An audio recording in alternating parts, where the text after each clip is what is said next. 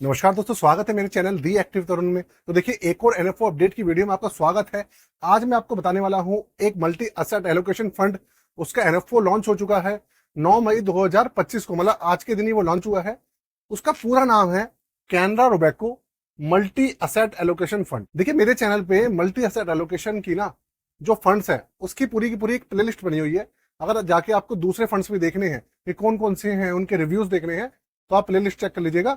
उसके अंदर आपका हाइब्रिड कैटेगरी के नाम से, हाइब्रिड डेट कैटेगरी के नाम से एक प्लेलिस्ट है। आप जाके उसको चेक कर लीजिएगा, आपको सारे के सारे जो अच्छे फंड्स हैं उनके रिव्यू मिल जाएंगे। अब मैंने ये देखा है कि एक रिपोर्ट निकल के आई थी इकोनॉमिक टाइम्स की। उसके अंदर ये बताया गया था कि भाई मार्च महीने के अंदर लोगों ने करा क्या है, स्मॉल कैप को मिड कैप को हटाकर उन्होंने करा क्या है, स्मॉल कैप और मिड कैप को हटाकर जो एसआईपीज हैं वो मल्टी कैप के अंदर और हाइब्रिड कैटेगरीज जो हैं उनके अंदर शिफ्ट करी है। 2000 करोड़ रुपए का जो इन्वेस्टमेंट है वो मल्टी एसेट फंड्स के अंदर आया है, अलग से नई एसआईपी चालू हुई है। तो इसी सब चीजों को देखते हुए Canara Robeco mutual fund house ने एक नया multi asset allocation fund launch कर दिया है। एनएफओ जो है लॉन्च हो चुका है, आज से लॉन्च हुआ है। कंप्लीट इंफॉर्मेशन आज की वीडियो में आपको मिलने वाली है। किस तरीके का फंड है, किस तरीके का इसका पोर्टफोलियो रहेगा, किस तरीके की एसेट एलोकेशन रहेंगी इसके अंदर, थोड़ा सा आपको ब्रीफ करने की कोशिश करूंगा। देखिए, एग्जैक्टली तो तभी पता चल पाएगा जब ये लॉन्च होकर लिस्ट हो जाएगा, लेकिन हाँ, मोटा माटी में आपको पूरा का पूरा बता दूंगा कि भाई किस तरीके का इसके अंदर रहने वाला है सिस्टम। ठीक है, तो शुरू करते हैं आज की वीडियो को। पूरी की पूरी जो वीडियो है एजुकेशन पर्पज के लिए है, किसी भी तरीके का रिकमेंडेशन वगैरह नहीं है, और साथ में सजेशन वगैरह इस फंड को लेके, किसी भी फंड को लेके बिल्कुल भी नहीं है।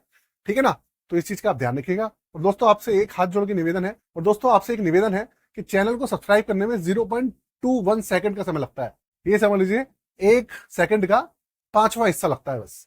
अगर आप कर देंगे तो बहुत मेहरबानी होगी।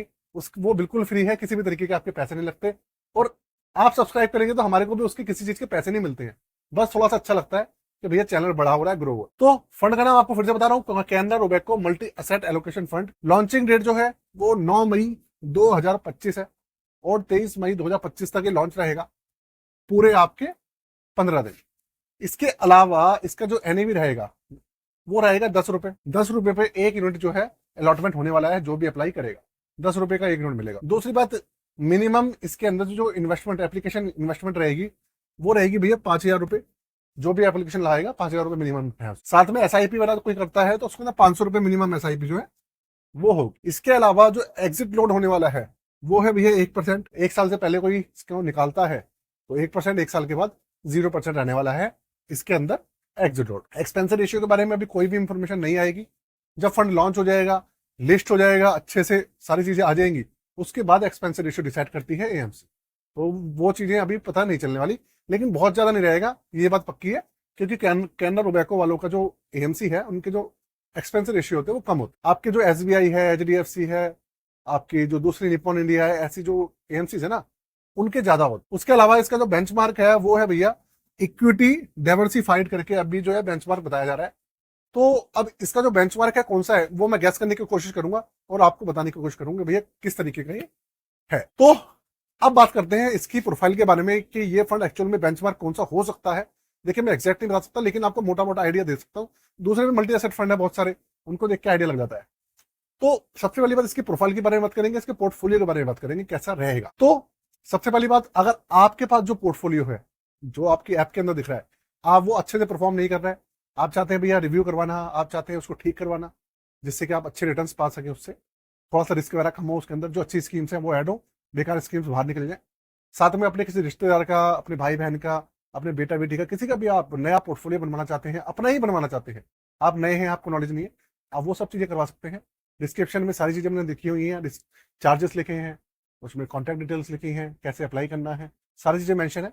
जाके आप चेक करके अप्लाई करना चाहें तो कर सकते हैं। ठीक है, अब बात करते हैं इसकी।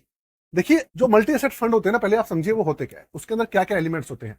नाम से ही पता चल रहा है मल्टी एसेट एलोकेशन, मतलब आपका पैसा एक जगह ना लगकर मल्टीपल असेट्स के अंदर लगने वाला।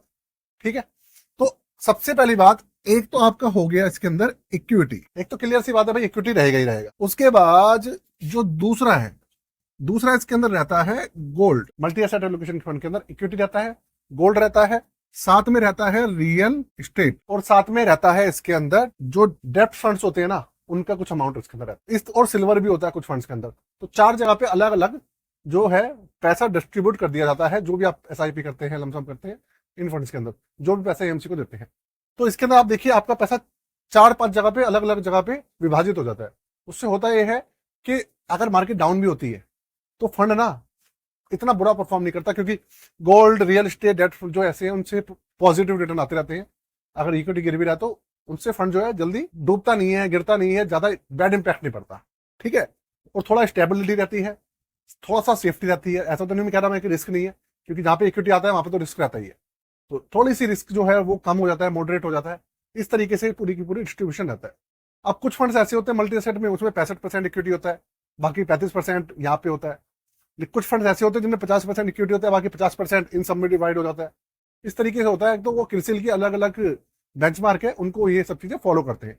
अब ये लॉन्च होने के बाद कौन सा रहेगा, क्रिसिल का रहेगा बेंचमार्क या कोई इंडेक्स दूसरा रहेगा, वो आने के बाद ही पता चलेगा दोस्तों। ठीक है ना। तो आज की वीडियो को यही खत्म करते हैं। कैसी लगी जरूर बताइएगा, और अभी तक चैनल को सब्सक्राइब नहीं करा है तो सब्सक्राइब कर लीजिएगा, वीडियो को लाइक। जय श्री राम, जय हिंद।